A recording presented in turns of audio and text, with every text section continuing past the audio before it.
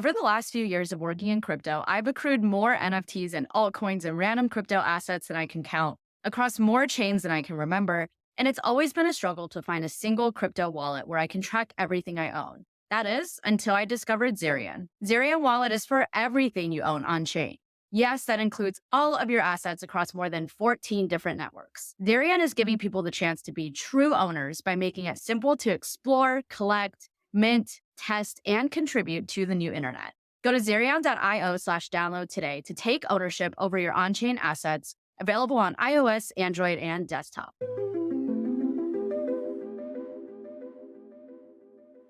Hey everybody, welcome to another episode of Rehash, a Web3 podcast. I'm your host, Diana Chen, and today we're speaking with 13-year-old VC, ecosystem lead at Eigenlayer, about how she studied 50 projects a day to identify trends as a VC, why she now enjoys building more than investing, and what it is about Eigenlayer that she believes makes it such a special, one-of-a-kind project. There's this quote by Peter Lynch that many of you have probably heard. It goes something like, if you can't explain it to a 10-year-old in 2 minutes or less, don't own it. And I believe Albert Einstein has also been credited with saying something to a similar effect of, if you can't explain it simply, you don't understand it well enough. And the reason why I think we hear this so much in Web3 is because few people in Web3 are really good at explaining crypto and blockchain concepts in a way that's easy for mainstream consumers to understand, myself included. 13-year-old VC, however, does not fit into that category of people in crypto who can't Eli 5, explain it like I'm 5. And she brought out so many incredible analogies in our conversation today to explain complex topics like restaking that I just know you guys will love so much. I had so much fun recording this episode with 13-year-old VC. You can just tell that she is incredibly smart and hardworking, and she gives a lot of great advice for others who want to succeed as a VC or in Web3 or both. 13-year-old VC was nominated by David Phelps and voted onto the podcast by Tim Black, David Phelps, and myself, Diana Chen. So without further ado, here is my conversation with 13-year-old VC.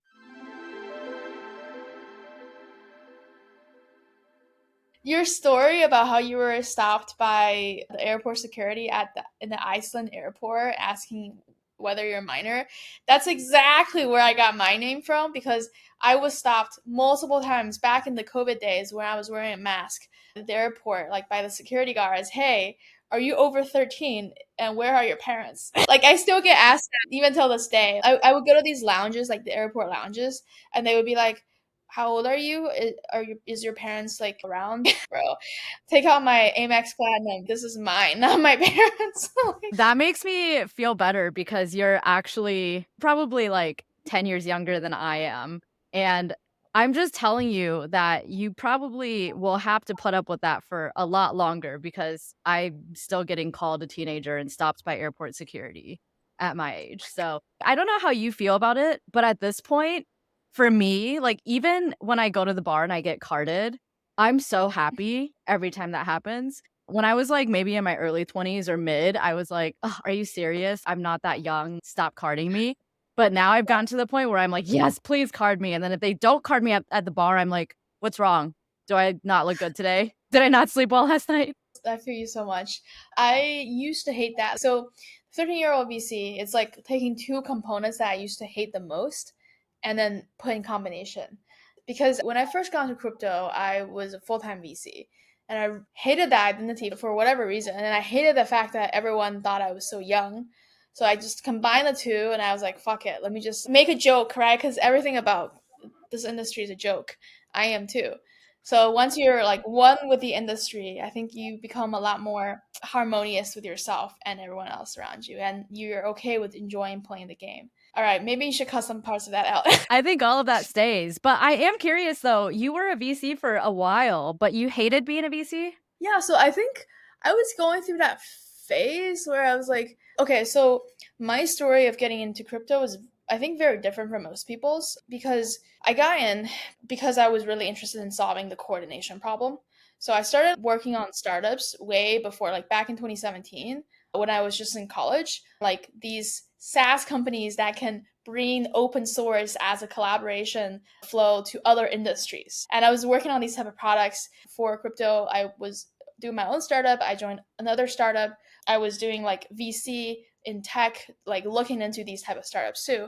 And then one day, very late 2021, one of my mentors from the VC was like, "Hey, have you looked into crypto? It's like the thing that can solve trust and human coordination." And so that's what got me into it. And I got into VC full time. And basically, I started really hating everything, and especially the VC stuff, because I started realizing, like 3 months into the industry, I started looking into coin market cap. And I'm like, wait, people actually earn 10,000x on coins? Like, I didn't know that was a thing in crypto. Like, Yeah. and then I Okay. started noticing, oh, people are earning like a lot of money on shitcoins like December of 2021. Like, I was super late. And the reason why I started looking into coin market cap was not because I like to trade. I don't trade even till today. And I don't like flip NFTs. Yeah, a laggard in that sense. But the reason why I was looking at CMC was because my project at the VC was every single day I had to shill the GP like 5 new alpha projects that I see on the market. So in order to do that, I had to look at 50 other projects. And basically, in order to like big data train my AI to recognize pattern recognition on what is actually interesting mechanism. And that's how I started looking at CMC. And I started realizing people are actually making a lot of money. But I think that's something that was really like a game changer for helping me to lever up really fast. And I think that's something that anyone could do. Just go out, go to Twitter, go to GitHub, DeFi Llama, whatever, right? Look at 50 projects that you've not seen every single day for 3 months straight. And then I think you'll be very well versed and have very good sense on what is new in this space. Like it's For all new. sure.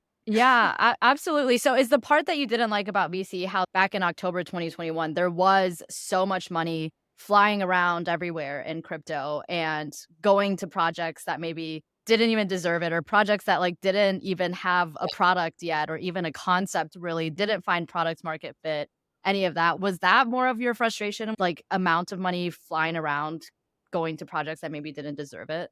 Yeah, so I think part of it was depends on like the group that you hang out with. I think in crypto there's a lot of different groups. I think I end up finding a lot of developer communities the most attractive, especially the ones that are like pure, like those who are single-minded into tech and actually building interesting things. And I think in those type of demographics, especially in the younger demographics of the builder type, I think just a general like anti VC kind of sentiments is stronger. And I think that's what got me personally, alongside what you said. I think, yeah, anti. But now I'm like, totally fine. I'm totally fine being young, looking young, and being VC or whatever, and accepting my identity. Back then, I was like very not incongruent with myself. Sure, I can understand that. Yeah, and we've even had VCs come on the podcast before and basically admit that the goal of the VC and the goal of the founder are usually not the same. And so I think if you're a founder or a builder of any kind that like needs money to fund your project, you have a love-hate relationship with VCs where you need them to give you money to build your project, but at the same time, your interests are most likely not aligned, or at least not fully aligned, and so you have to reckon with that as well. Yeah, yeah, it's a very interesting change in dynamic. You're aligned sometimes, and then at some point you become not aligned, and then maybe at some point you become aligned again. But I think it's changing dynamic. It's very interesting to observe. Yeah, Yeah, do you still do any investing in crypto, like angel investing or stuff on your I do. own? I do. Yeah, Do you still look at 50 projects a day and to keep up with trends? I don't actively do that. I reactively do that because a lot of people reach out to me talking about new. Uh, The nature of my current position, I just get to reach a lot of new projects, new networks every day. Yeah. yeah, so talk more about what you do now at Eigenlayer and how did you decide to go from investing to working at Eigenlayer? Yeah, so currently I'm the ecosystem lead at Eigenlayer. And what does that mean? Eigenlayer is, I think, a two-sided marketplace, supply, demand. Supply side, you have stakers and operators. Demand side, you have these things called AVSs, actively validated services. Some people call them Eigen apps, basically all the new infra projects built on Eigenlayer using the stakers and operators. So if you think about it, to build a proof of stake network, you'll need stake and nodes to run them. But it's not just like blockchains, it's like any decentralized network basically can be built with stake and node operators. And by using eigenlayers, node operators, and stake, you can build your network much faster. So that's how Eigenlayer works and how Eigenlayer is. So basically, Eigenlayer is a platform for building new decentralized networks. By being ecosystem lead, I mostly supporting on the ABS, so the supply front of things, getting a lot of new projects to build on Eigen to deploy their networks. I think our ecosystem is very different from most other ecosystems because for other ecosystems like layer ones and layer twos, you're launching smart contracts, whereas on Eigen, you're launching infra projects. I think the type of business we're in is like a lot more B2B sales as opposed to like individuals. So yeah, how did I get to Eigenlayer? I think I was pretty lost for like a year. So starting from the VC role, I think the other thing that really gave me like an edge was that they paid me to go to events. And so at my first ever event in 2022 in ETH Denver, there's these kids, this one kid called DC Builder who was like reaching out on Twitter saying, "Hey, my friends and I are going to ETH Denver. Can someone host us?" Right. So like back then I was like, "Hey, the VC is gonna pay for my apartment. Why don't we just spend a little bit more money and host these poor kids? They look really smart." And basically we got like a 3-bedroom apartment and hosted 20 people. I was sleeping on the floor, like people were sleeping on the couches. It was like a big thing that happened that like even Vitalik came, a bunch of the Tina from Flashbox. I don't know if you know her, but she's like the master of hacker houses before I was. She was like sleeping right next to me. We were all DJing together. She was bringing a lot of really good people. Like good people attract good people. So I ended up starting knowing a lot of good people really fast from being the host and running these cool hacker houses. But then I basically quickly decided to quit full-time VC and wanted to do my own projects slash join other people's projects. The hacker houses became a way of me finding new ideas and new people to work with. And I think for the longest time, for a year or so, I was trying out all kinds of different things. I joined another VC as an entrepreneur in residence, and they were super helpful. But yeah, it took me like a while to find the next thing. When I found Eigenlayer, I was like, this is it. And it's not like I hit it on the first go. I tried like 4 other different directions before: CK, identity, stuff like other things, right? But when I saw Eigenlayer, I was like, this project is so special and so big if it works out. And I'm so surprised that most people don't understand and don't get how big it can be. Help us understand it. I feel like I've maybe fallen to that bucket. And we've even had Tina from Eigenlayer on the podcast a couple of Let's say, seasons ago. Yeah, yeah, so we've had a little primer, and she gave us a little primer about restaking and liquid staking tokens and all of those things. But because all of this stuff seems so technical and heavy, I think people, when they hear Eigenlayer, they're just like, oh, yeah, it's this really cool things, restaking, whatever. And then they don't really take the time to dive deeper into it because I think it's a little intimidating for a lot of people because of how technical it sounds. So if you had to pitch it in a way for everyone to understand, not like in a way for these people in hacker houses to understand, but for yeah. everyone, how would you pitch it to help people understand how special Eigenlayer is?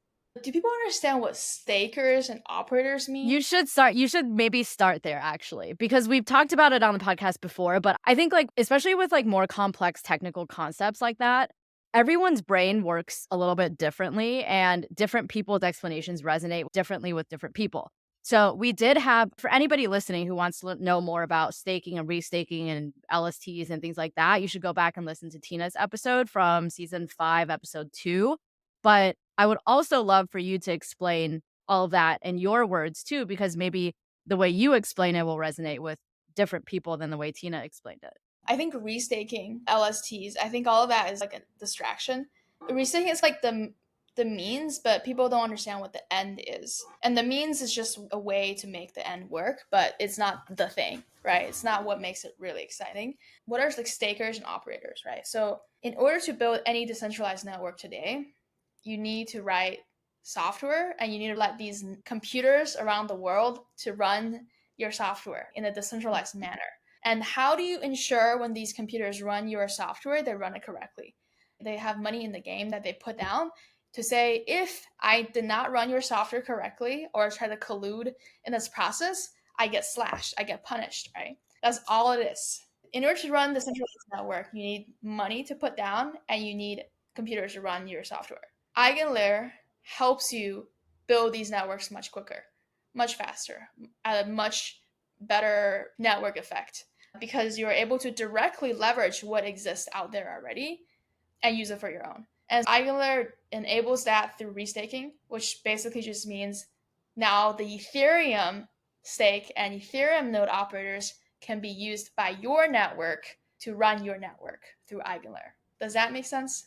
Yeah, Are you? I think so. So the difference between Eigenlayer and what would you say is like a direct competitor to Eigenlayer or something similar that isn't as cool? There's none. Nothing. Okay. I mean, yeah, I think there are similar ideas in the past, but very different. I think, for example, Cosmos Mesh Security, maybe Polkadot's slot auctions with their parachain, I think, but it's none of them are like very similar. What Eigenlayer enables is that for the first time, any other new projects can directly tap into Ethereum's trust layer, again with nodes and with stake. And before projects weren't able to do that. So Yeah. before, if projects wanted to utilize Ethereum's decentralized network, how would they do that? They would just build and deploy directly on Ethereum, but be constrained by the EVM.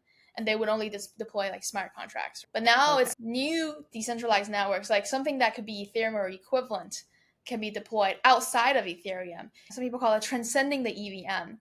Okay, so now you understand what stakers and operators mean. Let me give you a explain like I'm five analogy.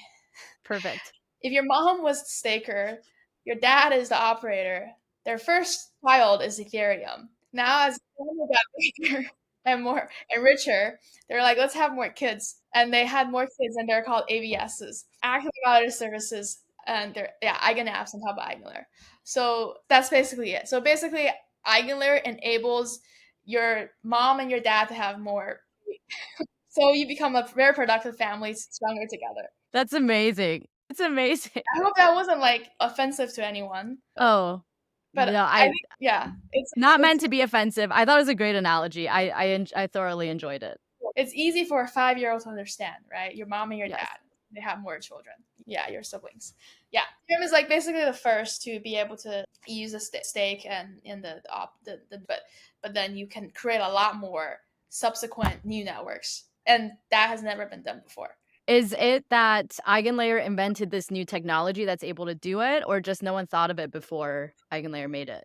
I think people have thought of merge mining in the Bitcoin POW era, but unlike POW, like you can't reuse your computation when you try to mine the blocks, whereas you can reuse your stake in the proof of stake time period. So I think Eigenlayer came at the perfect time where Ethereum just transitioned from POW to POS.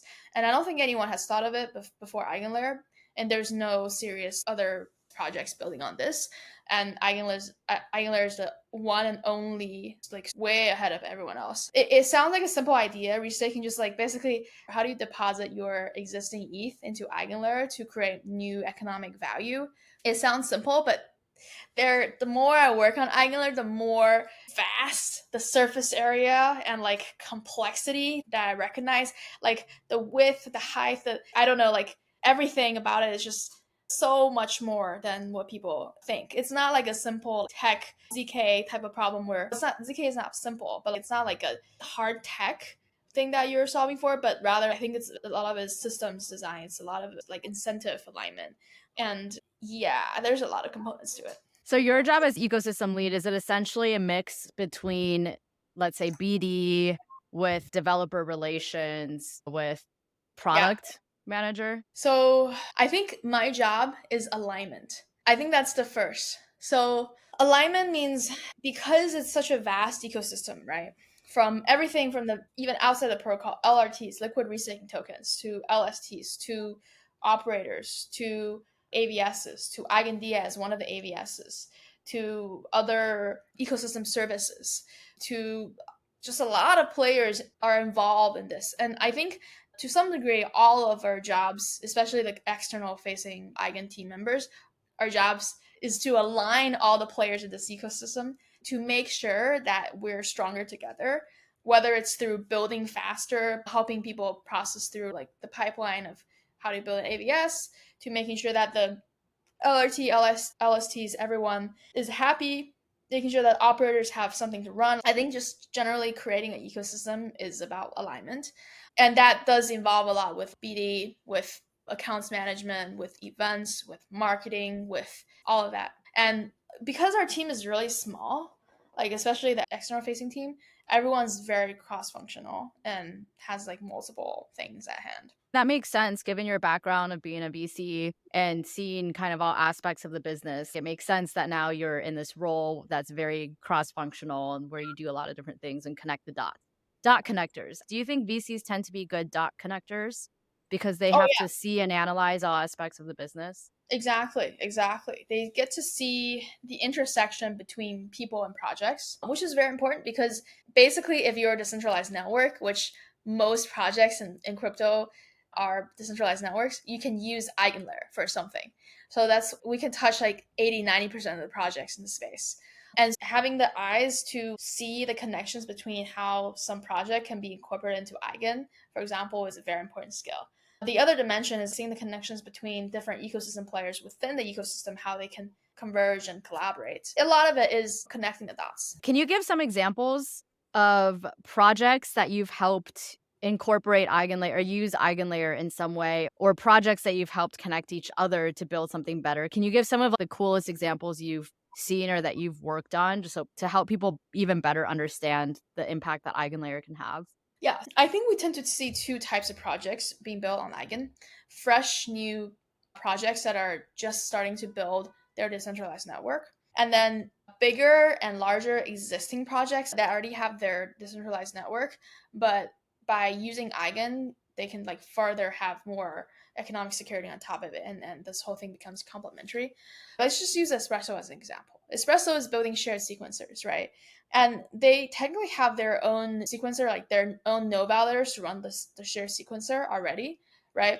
But by opting into Eigenlayer, we have this thing called dual staking, which is like being able to run the same network with two sets of tokens and two sets of validators. And you would have to do like a consensus upgrade to reach consensus between the two sets of validators, right? But with Espresso, they're able to further extend their network to make it even more decentralized, even more robust, have even more economic security by opting into Eigenlayer. And then now that Espresso has opted into Eigenlayer, part of it is EigenDA is another AVS, so that's built by the Eigen team itself. It's just like a data availability layer, and then the DA layer serves a lot of rollups. So Espresso, in ways, can actually access these customers of EigenDA and share the customers together because both of their customers are rollups, right? Basically, there is network effect when you add more services on top of Eigen. You also mentioned data availability, and I think that's also another concept that's a lot of people don't understand fully. Yeah. Do you feel like explaining that and breaking that down for us? My honest opinion of DA is that DA is the future. However, it's a very limited future. So DA is the future because if you do a cost calculation on the major rollups, how much they're spending on DA costs, we estimate, for example, the bigger ones like Optimism, Arbitrum, they probably spend like 40, $50 million a year on DA by posting on Ethereum mainnet. And that is a lot of money. And Yeah. it's probably even more because when we did the calculation, we were counting ETH as $1,700 per ETH. It's probably a lot more than that. And most teams cannot afford that. Most teams will go and look out for a different alternative solution because DA works as long as you have data that you can prove within that period of time that you've correctly, basically, it's like a transient data solution, right? Transient data storage solution. As long as you can prove that you have the data for that period of time, whenever someone challenge you for it, then great. That's basically all you need from the DA. So I do think it is the future. Like most teams will look into these alt DA alternatives and try to post data there. It makes a lot more sense. But because that's the nature of DA, all your customers are like trying to save money. As a result, in order for you to actually run a business out of DA, it doesn't really work well because I think separately we did a different cost calculation, and it's take a guess. If the best DA on the market were to capture all the DA customers at this moment, how much tops in terms of revenue per year can they charge? Is it less than what it's costing to run them? If it costs 50 million a year to run them, is it less than that? Or are they making It revenue? costs like $50 million for the largest rollups to post DA on Ethereum. But the value proposition of DA is cost savings. And much higher throughput. That's another dimension. But in terms of just cost alone, because the whole thesis is cost savings, you can't really charge your customers that much. And as a result, basically $6 million is the top per year if you were to get all the DA customers in the landscape. And that's revenue. That's not even profit. So So how basically, is it's this a sustainable business model for not. anyone? It's not. That's what I'm saying. This is what I think everyone really got into the DA landscape because of Celestia, right? Because of the large success in their tokens. But as a business, you can't rely on those fees. So this is why I think DA is very limited. Right now, I think the reason why it's so hyped right now is because it captures the mindshare and the attention at this moment. However, the mindshare and the attention can be gone once there's a shinier object out there further away, right? Once everyone sees there's something else, then it loses attention. And so my point is, I think in order to build an evergreen company in crypto, my thesis is that you have to have both fundamentals but also pumpamentals, but you need both. You can't just have pumpamentals and try to survive multiple market cycles like that. Like my definition of an evergreen company is someone that can survive at least more than 2 cycles, right? Like Uniswap, for example, Chainlink, right? Ethereum, right? Solana, even now. But I think you need both. And it's very rare to see in the space projects that have both. It's either or. It's always either or for the most part. Yeah, going back to the DA problem, what do you propose is the solution for the future of DA? I think DA is great. I think people are heading in the right direction who are working on DA. They're trying to increase throughput, decrease costs, increase scalability, have very good liveness. And it does solve very relevant, like immediate problems for these roll up builders. But I'm just saying, DA as a business itself is not a real business, at least not that I have evidence for. Just look at, I think currently the only live all DA is Celestia on mainnet, but they're like what, $70 TIA was it per day or per week in terms of revenue generated. Now I'm not saying any other DA will do better in terms of revenue than Celestia. I think just the nature of this business itself. I speak from experience when I say that launching a DAO is not easy work. I've spent countless hours trying to figure out how to manage a community, get people to vote on proposals, and figure out how to set everything up on chain. Tally does all of that hard work for me while providing a full suite of tools for my community to create drafts, collaborate on proposals, incentivize voting, and most importantly, stay safe and secure on chain while doing it all. Tally is the home of DAO governance. Launch your DAO with Tally at tally.xyz. So we're talking evergreen companies, you need fundamentals and pumpamentals. What are the other things that you consider to be fundamentals? I think fundamentals, it's like you unlock a real business use case, unlock real product market fit. And that probably comes from real innovation. Like you're not just playing a Ponzi game that is short lived. You're actually building crucial infrastructure and probably can make a decent amount of money from it. Yeah, I think that's what the fundamentals are. From that landscape, then I think DA does have that fundamental in terms of usefulness, but it lacks the revenue generated from it. And then pumpamentals, you're just talking like memes and hype and stuff like that.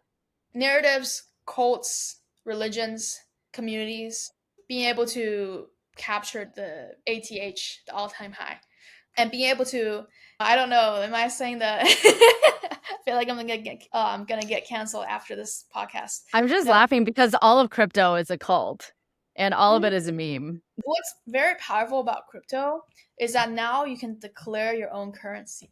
That's a crazy magical power that previously only countries with real land and army could have. But now, because everyone lives on the internet, people's attention is where you can basically develop social consensus to declare the value for your currency. Because now not only you say that this currency has value, you make everyone else believe that it has value. I think it's just, yeah, it's very powerful. You were saying earlier, I can't remember if it was before or after we started recording, how last time you were in Seattle with your team, you slept for a total of 20 hours or so in a whole week. How do you make that sustainable? How do you get so much done? How are you so productive all of the time? And how do you avoid burnout while living this crazy lifestyle? Ikigai is the one word to answer all your questions. I posted a tweet like 100th day of me joining Eigenlayer as, this company makes me feel like I have Ikigai. And now it's been almost 6 months and I still feel the same, and I feel even stronger and even more excited. So what Ikigai means is just the American interpretation of a Japanese word from Furlands, to work on something that you love, that you're good at, that you make a positive impact on and make money from, right? And I think Ikigai at Eigenlayer means even more to me, right? Not only these four, but I have a lot of autonomy and support from the team, as well as freedom to make my own decisions. I really admire a lot of my teammates, and we're very aligned in terms of our thinking. Like, people are, because they're aligned, they work very effectively together. I think people are very creative and smart, and we keep each other in check. Everything I think about just working on the problem is super interesting, creative, innovative, new, unique. I don't know. There's so many good things I can say about my experience, and this project and the nature of this project makes me feel really excited. And as a result, I think it's just constantly feel motivated to do more. Do you think you did anything strategically to be able to find your Ikigai with Eigenlayer and your job now? Or do you think some of that was just pure luck and coincidence that you landed here? Definitely both. Before joining Eigen, I had a feeling that this is a very important problem and very critical piece of infrastructure for a very long time if we can do it right. So I already got the macros down. In terms of actually joining the company, what I realized is the team is very supportive. The people that we hire are very competent. The problem that I get to solve and my position is a good fit for me. So it's like both recognizing like 80% of it before I join in. This is a very interesting problem I love to solve, very important to actually feel like the meat of it after I join, which is like the actual day-to-day operations and being a good fit and stuff. Yeah, it's both for sure.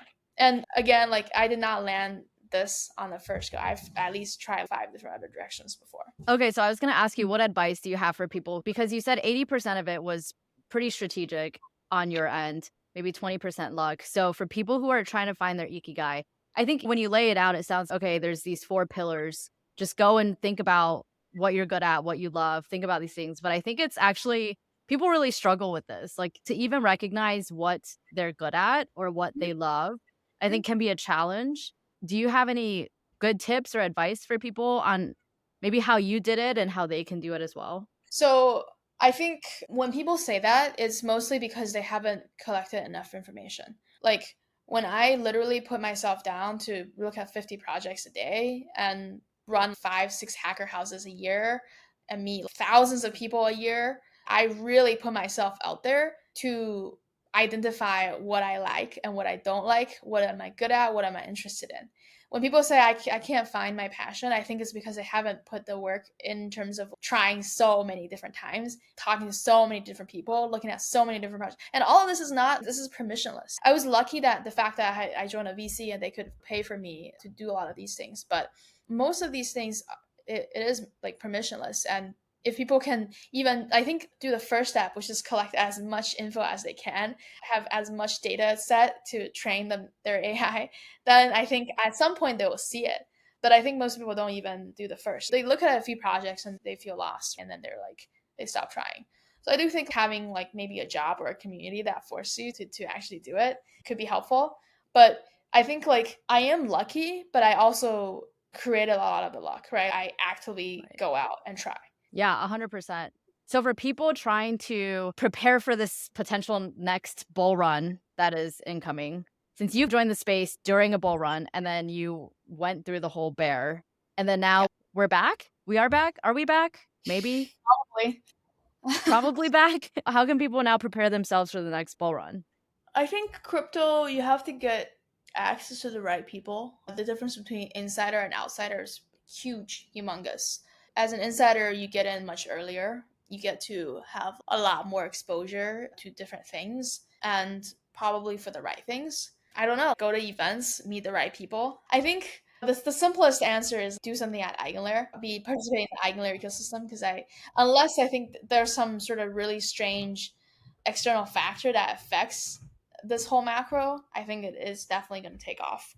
It already is. But I think, yeah, finding like a ecosystem that is just starting to take off but it hasn't reached the peak yet. I think ride the wave with this macro. When you see something that is like at its inflection point where it's obvious that it's going to go somewhere, but it's not there yet, that's the perfect time to join and ride the wave. Yeah. What types of projects do you think those are outside of Eigenlayer? What are some projects or what are some types? Because I know you always have your nose in it, so you probably have the best pulse on it. What Yeah. types of projects are you most bullish on right now outside of Eigenlayer?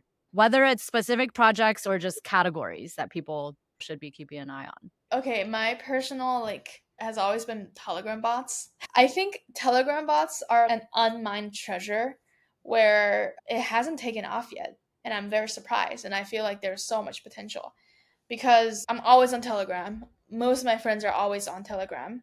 It's like the natural access to retail. I was part of this thing called Zuzalu, like in Montenegro for 2 months, and I organized most of their hackathons. And what I realized, probably 80 projects that we built in those hackathons, 25% of them were Telegram bots, and they're still being used till today.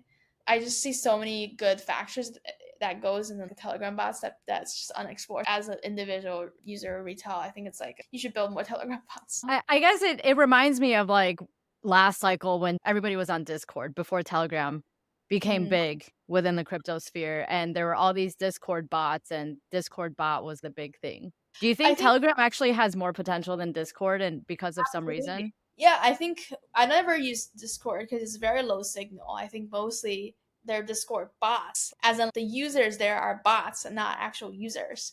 Whereas Telegram, you use it for your personal stuff. You're like one to one. On Discord, people use it to speculate.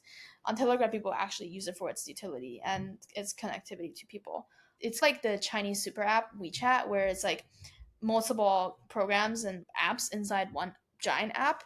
That's basically what Telegram has. Like one cool project that came out of Zulu and the hackathon is like this Uber for Montenegro because they don't have Uber.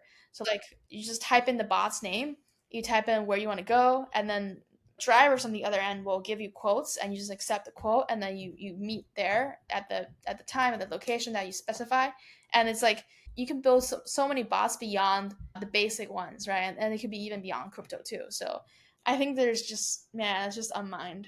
Okay, I got you. Yeah, I wasn't thinking beyond the chat function on Telegram, but No, you're no. thinking more of a super app like WeChat. People are building, like, I've seen people building like casinos on Telegram bots, like slot machines. Like the interface can be very creative. Like people didn't know that they can do that, but you can do that, and it can be connected to your crypto wallets too through Privy. I think there's a lot of things that you can do with it. That just, I had yeah. no idea. Okay, what are the coolest Telegram bots I should be checking out? Because clearly I'm not tapped into this whole world at all. I don't have an answer for you because I think none of them are cool enough for them to reach mass Oh, adoption. okay. So, well, what Telegram bots should people build? Exactly. I don't know, but I think, dude, the sky is the limit. It sounds like you've thought about it. We want a Telegram casino. Okay. We want payments, right? I would assume that's a Yeah, first step. for people outside of the US, you can actually, I think, use Telegram to pay each other. Like they have built-in wallet functions, and you can send each other stable coins. I think you can buy Telegram DNS, or is it DNS, like usernames. Go to fragment.com. And I was gonna auction for some really cool usernames just now, actually. But anyway, all of this is not related to the Telegram blockchain tongue. I know nothing about that ecosystem. I'm just saying this application itself. I'm Yeah. literally on it like so much. Yeah. Yeah, I'm down for a super app. I see how people in China use WeChat, for instance, and it's literally like it does everything. And I have wondered why we don't have something like that too. Yeah.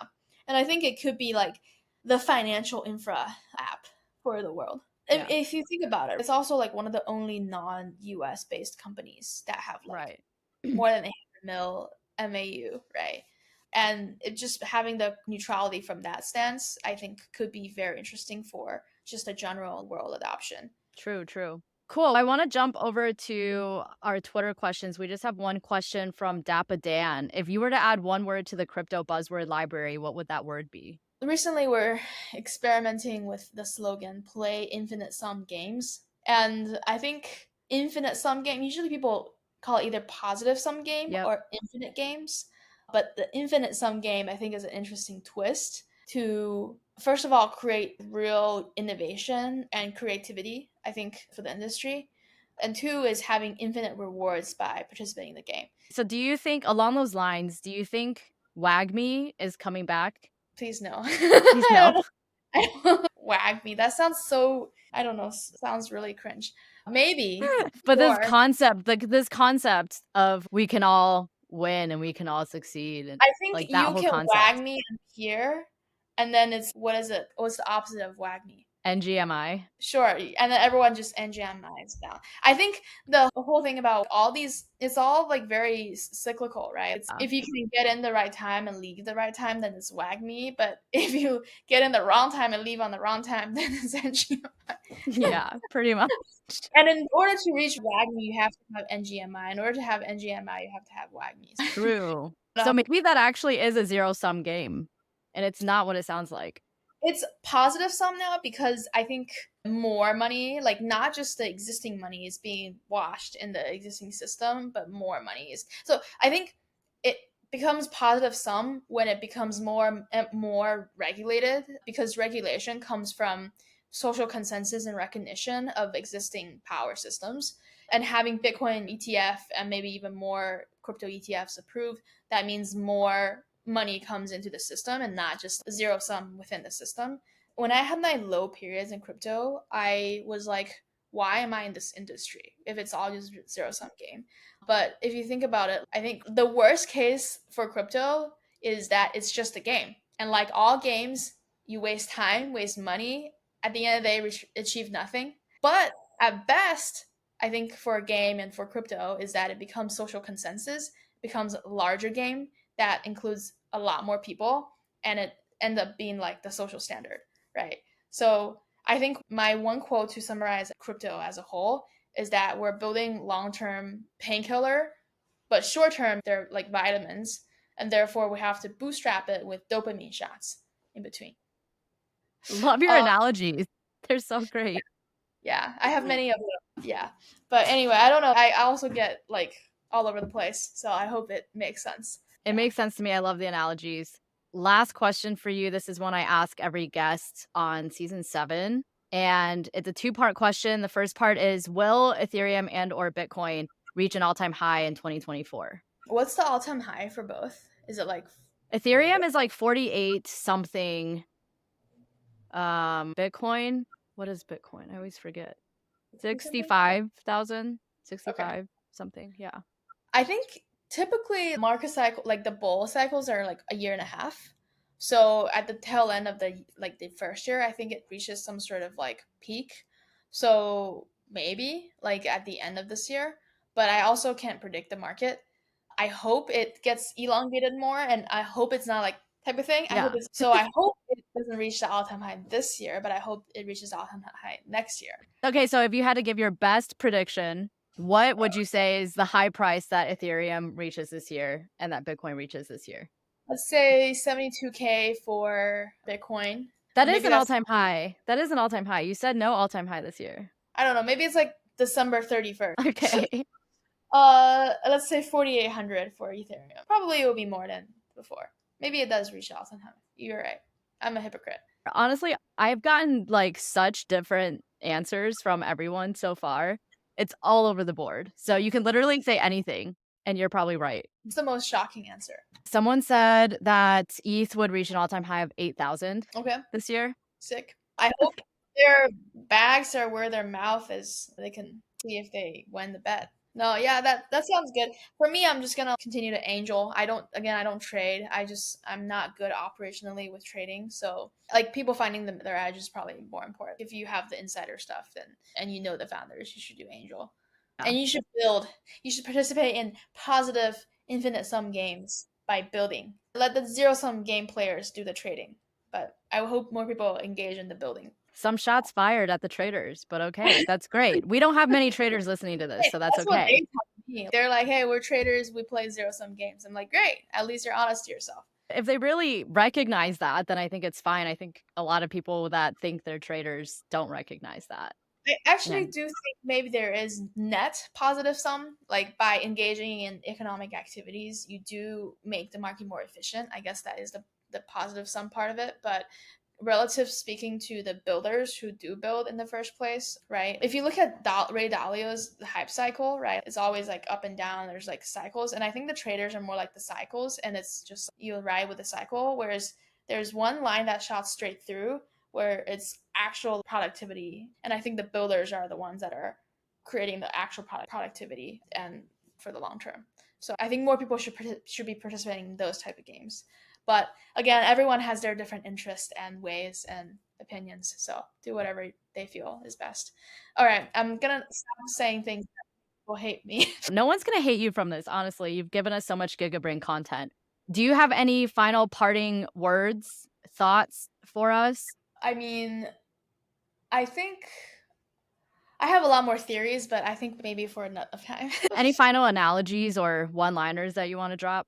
Okay. Let me look at my note taker, see what quotes I've written. I don't know. What's the one takeaway that you've had today? Eigenlayer is the shit. Okay, can you actually explain to me what Eigenlayer is and why it's so cool? Oh, fuck. Because it enables my parents to have more babies. By having more babies, you're creating a stronger family together. Because you're okay, never mind. I'm not gonna go there. Think before I speak. That is my one takeaway in podcasts. Yeah. But yes, you get the gist. Now please go spread the gospel of Eigenlayer. I sure will. Tell people where they can find you if they want to follow you and all your GigaBrain quotes and analogies, and then tell people how they can go explore Eigenlayer more if any devs are listening or any builders that want to build on Eigenlayer. Yeah, you can follow me on Twitter at 13yearoldvc, 13 the number, and then year-old VC spelled out. And to learn more about Eigenlayer, just go to the Eigenlayer website. I think there's a research section. Just read. We posted some really good research. I think more GigaBrain content. So the real alpha is in there. And yeah, I think my own Twitter, I'll give out some alphas too. I'm a threador. I don't really shitpost. So I try to post, I think, content with substance and with pretty graphics. So hopefully people give me a follow. I like pretty graphics. Everyone go give her a follow. We'll link it in the show notes as well. This was really fantastic. Thank you so much for taking the time to join us and share all of your words of wisdom, both crypto and non-crypto related. Really appreciate it. Thank you, everybody, for tuning in, and we'll be back again next Thursday with another episode of Rehash. Thank you for tuning into this episode of Rehash. Rehash is hosted, produced, and edited by me, Diana Chen, and sponsored by Zerian, Tally, and Quest. Rehash is also supported by our community of NFT holders who curate our guest lineup each season. To get involved, head over to our website at rehashweb3.xyz and collect this episode as an NFT. Anyone who collects an episode becomes part of the Rehash community and will be able to nominate guests for future seasons. Collectors will also be able to tune into our recordings live at pleaser.house and hear our episodes early and unedited. To learn more about how to become a guest on the podcast, go to rehashweb3.xyz/podcast. And to learn more about sponsoring the podcast, go to rehashweb3.xyz/sponsor. Finally, be sure to follow us on Twitter, Instagram, and TikTok at rehashweb3 or on Warpcast or Lens at Rehash. If you enjoyed this episode, please rate, review, and subscribe on Apple Podcasts, Spotify, or wherever you get your podcasts.